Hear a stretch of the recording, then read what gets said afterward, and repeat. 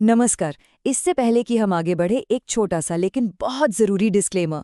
ये सारी बातचीत सिर्फ एजुकेशनल पर्पस के लिए है। इसे किसी भी तरह की फाइनेंशियल एडवाइस न समझा जाए। कोई भी इन्वेस्टमेंट का फैसला लेने से पहले अपने फाइनेंशियल एडवाइजर से बात करना बेहद ज़रूरी है। तो चलिए आज बात करते हैं हिंदुस्तान यूनिलीवर यानी HUL के लेटेस्ट क्वार्टरली नतीजों के बारे में।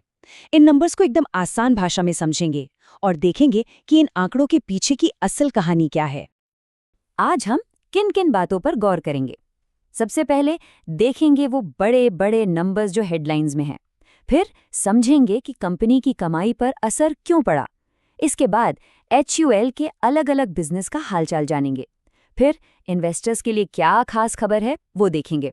और आखिर में कंपनी आगे के लिए क्या सोच रही है, इस पर भी बात करेंगे। चलिए शुरू करते हैं उन नंबर्स से जिनकी सबसे ज्यादा चर्चा हो रही है। पहली नजर में तो प्रॉफिट बढ़ता हुआ दिख रहा है, लेकिन रुकिए, कहानी में एक मजेदार ट्विस्ट भी है। तो ये रहा वो नंबर, 2685 करोड़ रुपए का नेट प्रॉफिट। पिछले साल के मुकाबले ये 3.6% ज्यादा है। सुनने में तो काफी अच्छा लगता है ना कि वाह क्या बढ़िया ग्रोथ है, पर असलियत कुछ और है। और कहानी का ट्विस्ट यहीं पर है।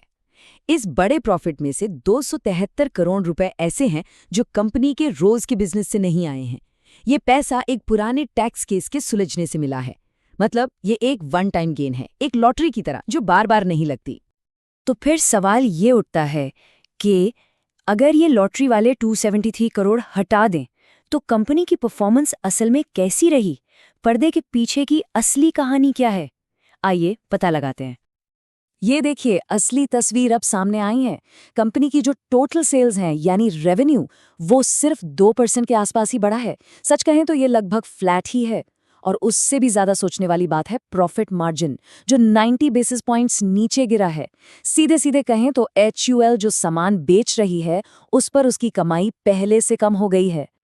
तो अब ये सवाल मन में आता है कि HUL जैसी दिग्गज कंपनी की सेल्स और मार्जिन पर ये ब्रेक लगा क्यों?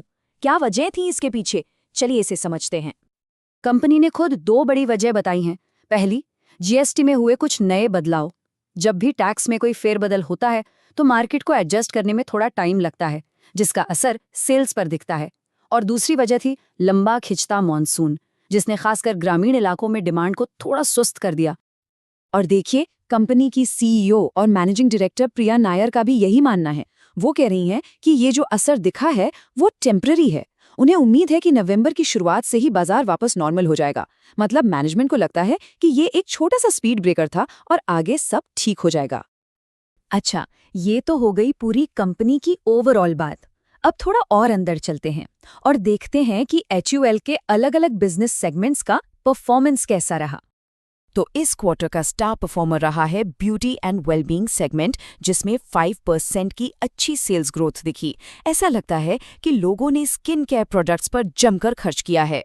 वहीं पर्सनल केयर सेगमेंट, जिसमें साबुन और शैम्पू जैसी चीजें आती हैं, GST बदलावों के चलते लगभग फ्लैट रहा। और फूड सेगमेंट ने 3% की एक डिसेंट ग्रोथ दिखाई, जिसमें चाय और कॉफी ने अच्छा परफॉर्म किया है। और अब आते हैं उस खबर पर जिसका इंतजार हर शेयर होल्डर को रहता है कि भाई इन सब नतीजों से हमें क्या मिला। तो खबर यह है कि कंपनी ने हर एक शेयर पर 19 रुपए का डिविडेंड देने का ऐलान किया है।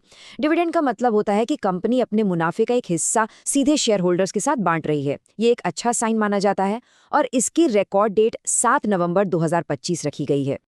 डिविडेंड की बात तो हो गई, लेकिन अब सवाल है कि आगे क्या?